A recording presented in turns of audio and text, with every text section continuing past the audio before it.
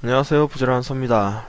자, 이번에는 컨스트럭션 도구 중에서 줄자 컨스트럭션 도구는 여기 있는 6가지입니다. 그래서 줄자, 그리고 디멘전, 치수죠. 그리고 각도기, 그리고 텍스트, 엑시스, 축을 말하는 거고요. 3D 텍스트, 이런 6가지를 포함하고 있는데, 자, 오늘은 이 줄자에 대해서 알아보도록 하겠습니다. 줄자는 뭐 일반 우리가 흔히 쓰는 줄자랑 똑같습니다. 그래서 길이를 재는 역할을 한다, 이렇게 생각하시면 되겠습니다. 그래서 측정하고 싶은 첫 지점을 찍고요. 이렇게 마우스를 갖다 대면 그 길이가 측정이 됩니다. 자, 지금 이 오래된 낡은 공장 같은 경우엔 가로가 9600이네요. 자, 이 간판의 사이즈를 한번 재보겠습니다.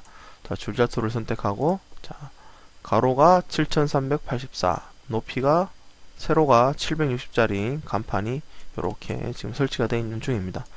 줄자 같은 경우는 꼭 이렇게 두 점을 안 찍어도 되죠.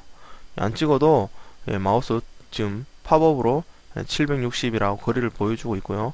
여기 V12 창에도 갖다 대는 대로 바로바로 표시가 되기 때문에 굳이 클릭하지 않아도 됩니다. 자, 이게 줄자의 길이를 재는 가장 기본적인 방법이고요. 자, 그리고 또한 줄자가 많이 쓰이는 건 가이드라인을 만들어주기 때문에 이 줄자의 활용 빈도가 상당히 높다, 이렇게 말씀드리겠습니다. 가이드라인이라는 건 뭐냐? 자, 예를 들어서 지금 줄자 툴을 선택을 하고요. 여기서부터 여기까지 길이를 측정하는 게 아니고요. 만약에 3500이라고 치고 엔터를 치면 여기서부터 여기까지 3500만큼 떨어진 거리에 보시면 무한한 선이 하나 생성이 되죠. 무한한 선이 하나 생성이 되면서 이 가이드라인은 이런 식으로 점선으로 표시가 됩니다. 자, 다시요. 여기서부터 여기까지 2000으로 한번 해볼까요? 2000하고 엔터를 쳤더니 여기서부터 여기까지 2000, 여기서부터 여기까지는 당연히 1500이겠죠. 자, 이런 식으로 가이드라인을 만들 수 있다는 겁니다. 뭐 좌우 사방 팔방 뭐 가로 세로 대각선 다 됩니다. 자, 요렇게 뭐 2000을 띄우고 여기서 다시 똑같이 한번 해보겠습니다. 3500이라고 띄웠으면, 자, 그러면 이 변에서 여기까지 2000, 또 여기부터 여기까지 2000이니까, 자, 요런 걸 기준으로 해서 사각형을 뭐 예를 들어서 여기다 모델링을 더 해야 될 일이 생긴다면 요렇게 가이드라인을 바탕으로 해서 정확히 만들 수 있다는 겁니다. 자, 지금 보시면 아시겠지만 가이드라인 같은 경우에는 이렇게 스냅이 다 잡힙니다. 그죠? 가이드라인이 서로 교차하고 있으니까 인터섹트라는 오스냅이 이렇게 자동으로 먹는다는 얘기입니다. 그래서 이렇게도 만들 수 있겠죠? 스냅이 서로 잡히니까 이런 식으로 모델링을 할 수도 있다는 겁니다. 그래서 어떤 정교한 스케치업에서 치수대로 그렇게 모델링을 할 경우에 이 가이드라인은 상당히 많이 쓰이는 기능이다, 이렇게 이해를 하시면 되겠습니다. 가이드라인도 일종의 선입니다. 선. 지금 은선이라서 히든라인이라서 가이드라인이 이렇게 패곡선을 이루고 있더라도 면은 만들지 못하지만 가이드라인도 하나의 선이기 때문에 지우개 툴로 이렇게 선을 지울 수 있습니다. 그리고요, 자, 이렇게 하나씩 선택도 됩니다. 선택하고 있죠? 이렇게 선택을 하면 한꺼번에 선을 다 선택하고 딜리트 키를 눌러서 삭제할 수도 있습니다.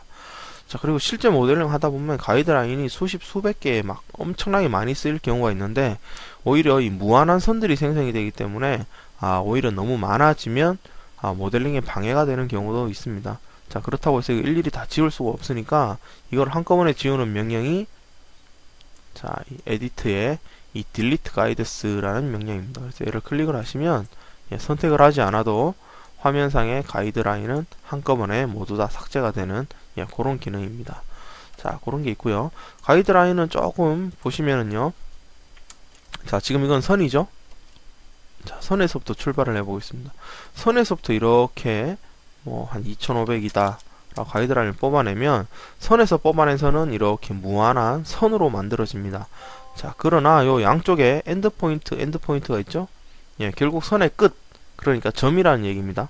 점에서 뽑아내면 한 1500만 뽑아볼까요? 또 여기서부터 1500. 양쪽 끝 모서리 점에서 뽑아내니까 무한한 선이 아니라 그 길이만큼 실선이 표시되고 그 양쪽 끝에 이런 식으로 점이 하나씩 찍히는 이런 가이드 포인트가 만들어진다는 얘기입니다. 그죠? 그래서 스냅이 잡히니까 그대로 이렇게 선을 그을 수도 있습니다. 이렇게 써볼 수도 있겠죠. 여기서는 1000만큼만 떨어진 이런 선이 여기서부터는 1500이 떨어지고 여기서부터는 1000이 떨어져야 된다면 자 요렇게 해서 만들어낼 수가 있다는 겁니다. 자 그래서 가이드라인은 선에서 따오느냐 점에서 따오느냐에 따라서 좀 틀리다 그런 얘기고요. 자, 또 한 가지 일정 거리를 안 띄고 가이드라인을 선택을 하고 이 선을 바로 더블 클릭해 버리면 이 선과 평행한 가이드라인이 생성이 됩니다. 자 여기도 선이니까 클릭을 했더니 자 이렇게 대각선으로 무한한 선들을 쉽고 빠르게 만들어낼 수 있는 게 바로 이 가이드라인의 기능입니다. 모델링 할 때 상당히 많이 쓰는 기능이기 때문에 만들고 지우고 하는 방법들을 잘 이해하시면 되겠습니다. 자 다시요 에디트에서 딜리트 가이드스 해서 다 지워 보겠습니다. 자 이렇게 지웠고요. 자 이게 가이드의 역할이고요. 그리고 세 번째로는 스케일 조절하는 기능이 있습니다. 자 지금 이 공장이 가장 높은 데서부터 바닥까지 쟀더니 6400입니다 6400인데 이 높이가 예를 들어서 8000이다 자 그렇다면은요 6400에 클릭을 하고요 6400이 됐죠 6400에서 8000 이라고 치고 엔터를 치면 자 이렇게 경고창이 하나 뜹니다. Do you want to resize the model? 그래가지고 모델의 사이즈를 조절하겠냐를 물어보는 겁니다. 그래서 얘를 선택을 하니까 자 다시 한번 재보겠습니다. 여기서부터 여기까지 8000이 됐죠. 원래 측정한 자 다시 한번 보겠습니다. 자 이 가이드라인이 지금 이 컨트롤 키를 제가 눌렀다 뗐다 하고 있는데요. 줄자에 더하기 마크가 생기는 걸 확인할 수가 있죠. 더하기가 있으면 이렇게 가이드라인이 이렇게 가이드라인이 생성이 되는 거고요. 만약에 자 컨트롤 키를 눌러서 화살표 플러스 마크가 없는 상태라면 클릭을 해도 가이드라인이 생성되진 않고 여기에 길이만 표시가 됩니다. 길이가 표시된 상태에서 6000짜리입니다. 6000짜리를 3000으로 줄이고 싶다. 그 CAD 파일을 잘못 임포트해서 작도를 했다거나 이럴 경우에 간혹 이런 경우가 생기는데 밀리미터 단위가 아니라 피트 단위로 자기가 신나게 작업을 하고 모델링이 끝났는데 나중에 확인을 해보니까 밀리미터로 작도를 해야 되는 걸 피트로 했기 때문에 실제 스케일보다 엄청 크게 만들어지는 경우가 있습니다. 그런 경우에 스케일을 조절하는 방법인데요. 자 줄자 툴을 선택하고 자 여기서부터 여기까지가 6000이니까 요 6000을 3000으로 만들고 싶다라고 해서 엔터를 쳐버리면 이렇게 경고창이 뜨고요. 예라고 누르면 여기서부터 여기까지 3000짜리 스케일로 전체가 다 똑같이 줄죠. 그래서 전에 살펴봤던 이 스케일 툴 말고 이 줄자 툴을 이용해서도 원하는 사이즈대로 정확하게 이런 식으로 스케일을 조절할 수 있다. 이렇게 이해를 하시면 되겠습니다. 자 그리고 이 스케일 조절은 조금 주의하셔야 될 게 자 윈도우의 컴포넌트를 한번 보겠습니다.